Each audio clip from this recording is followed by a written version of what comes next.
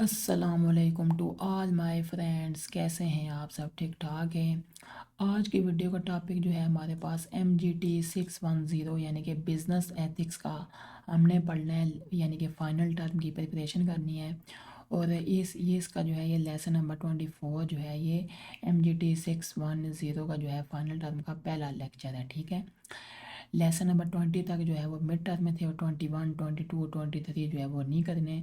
ठीक है, final term में और भी बीच में काफ़ी सारे लेक्चर हैं जो नहीं करने। ठीक है, वो हम नहीं करेंगे। बस यहाँ से जो है ये लेसन नंबर 24 ये फर्स्ट लेक्चर है, तो हम इसको शुरू कर लेते हैं।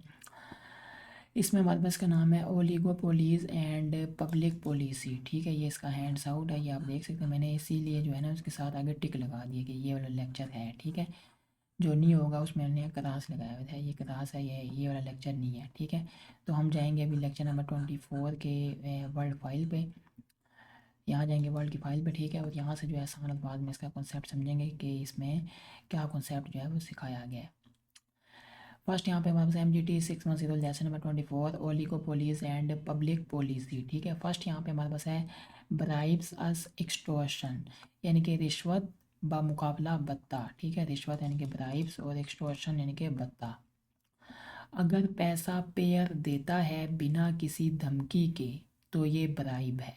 ठीक है, यानी कि अगर बंदा पैसे जो है देता है किसी धमकी के तो ये क्या है? ब्राइब यानी कि रिश्वत है। अगर पैसा पे ही मांगता है धमकी देगा तो ये एक्सटॉर्शन है, यानी कि क्या है? भत्ता है। ठीक है, अगर धमकी बहुत बड़ी है पेयर का मोरल रिस्पॉन्सिबिलिटी कम हो सकता है, यानी कि अगर धमकी जो है बहुत बड़ी होगी तो पेयर का जो मोरल रिस्पॉन्सिबिलिटी है, ठीक है, वो क्या हो जाएगा? कम हो सकता है। ठीक है, इखलाक। नेक्स्ट क्या है? अगर पैसा किसी को उनके ऑफिशियल ड्यूटी को वायोलेट करने के लिए दिया जाए तो ये इमोरल यानी कि गैर इखलाकी है। ठीक है, अगर पैसा सिर्फ उनके ड्यूटी करने के लिए दिया जाए और वो लोकल कल्चर में एक्सेप्टेबल है तो ये एथिकली ओके हो सकता है, यानी ये जो है यूटिलिटेरियन का व्यू है। ठीक है, नेक्स्ट आगे हम चलते हैं सेकंड पे, यानी कि ओलिगोपोलीज एंड पब्लिक पॉलिसी। ओलिगोपोली का मतलब क्या है? मार्केट जहाँ कुछ ही कंपनीज डोमिनेट करती हैं। ठीक है, मार्केट जहाँ पे कुछ ही कंपनीज जो है वो डोमिनेट करती हैं। नेक्स्ट आगे जो है तीन व्यूज़ हैं। फर्स्ट है डू नथिंग व्यू, यानी कि ओलिगोपोलीज का पावर उतना ज़्यादा नहीं। ठीक है, इतना ज़्यादा जो है ओलिगोपोली का पावर नहीं है। कंपटीशन इंडस्ट्री के बाहर भी हो रहा है। बड़ी कंपनी से इकोनॉमीज ऑफ स्केल मिलती हैं, यानी कि प्राइसेस कम हो जाती हैं। ठीक है, नेक्स्ट आगे आ जाता है एंटी ट्रस्ट व्यू, यानी कि हाई कॉन्सेंट्रेशन का मतलब क्या है? कि high prices and high profits. Next है हमारे पास लार्ज कंपनीज को छोटे यूनिट्स में तोड़ना चाहिए। ठीक है, इससे कंपटीशन बढ़ेगी, प्राइसेस कम होंगी और इनोवेशन बढ़ेगी। ठीक है, ये जो हमारे पास क्या है? Anti trust view. नेक्स्ट आगे आ जाता है एजम्पशंस यानी कि फ्रेड वेस्टर्न। अगर इंडस्ट्री में छोटी कंपनीज नहीं हैं तो फिर क्या होगा? प्राइसेस डिसाइड करना आसान हो जाएगा। ठीक है, अगर छोटी कंपनीज नहीं है। हाई कंसंट्रेशन का मतलब क्या है? कि कंपनीज एक दूसरे से कोऑर्डिनेट करती हैं, यानी कि नो प्राइस कंपटीशन। ठीक है, नेक्स्ट क्या? मर्जर्स ही कंसंट्रेशन का मेन रीज़न है। जी, मर्जर्स ही कंसंट्रेशन का मेन रीज़न है। नेक्स्ट क्या आ जाता है? कंसंट्रेशन प्लस हाई प्रॉफिट, इसका मतलब क्या है? Evidence of monopoly. Advertising and product differentiation, यानी कि हायर प्रॉफिट्स। ठीक है, नेक्स्ट है कंपनीज सिग्नल करके कोऑर्डिनेट करती हैं। ठीक है, नेक्स्ट आगे थर्ड व्यू हमारे पास है रेगुलेशन व्यू, यानी कि मिडिल ग्राउंड।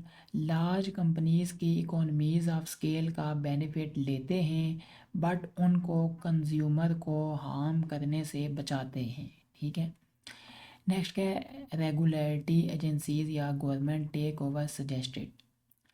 नेक्स्ट आगे आ जाता है फ्री मार्केट्स तभी एथिकली जस्टिफाइड हैं जब फर्म्स competitive रहें। ठीक है, नेक्स्ट आगे आ जाता है ethics and environment. Environment stress में है, यानी कि population growth, global warming, falling water, shrinking forest, collapsing fisheries, species extinction. Pollution का मतलब क्या है? कि हार्मफुल कंटेमिनेशन, रिसोर्स डिप्लीशन यानी कि ख़त्म होने वाले रिसोर्सेज, ठीक है, रिसोर्स डिप्लीशन। नेक्स्ट आगे आ जाता है मेजर कंसर्न्स यानी कि एयर पोल्यूशन, जिसमें आ जाता है क्रॉप्स हेल्थ, टेम्परेचर इफेक्ट होता है यानी कि इकोनॉमिक कॉस्ट बढ़ता है। नेक्स्ट आगे आ जाता है ग्लोबल वार्मिंग यानी कि ग्रीन हाउस गैसेज यानी कि massive flooding, disease, species loss, desertification, human and economic cost, reduce 60 to 70% emission needed, economic and life style impact. Next आगे आ जाता है ओजोन डिप्लीशन यानी कि CFCs यानी कि skin cancer, food crop damage, ocean plankton damage, long term effects, ठीक है। नेक्स्ट आगे आ जाता है एसिड रेन यानी कि फॉसल फ्यूल्स में क्या आ जाता है फिश, ट्रीज, बिल्डिंग्स डैमेज, ठीक है, बिल्डिंग डैमेज। एयरबोर्न टॉक्सिस में आ जाता है पोस्टजैन, मिथाइल, इसोकैंट, serious human health risks.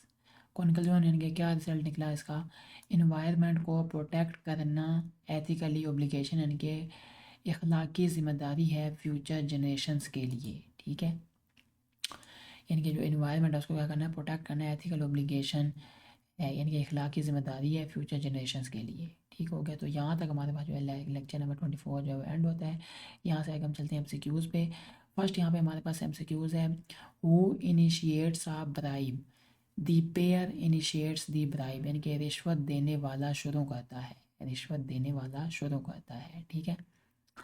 Next क्या है, when is a payment considered extortion, when the payee demands payment by threatening harm यानी कि अदायगी को भत्ता कब समझा जाता है, जब वसूल करंदा नुकसान की धमकी दे, ठीक है, नुकसान की धमकी देकर अदायगी का मुतालबा करता है तो क्या होता है, भत्ता।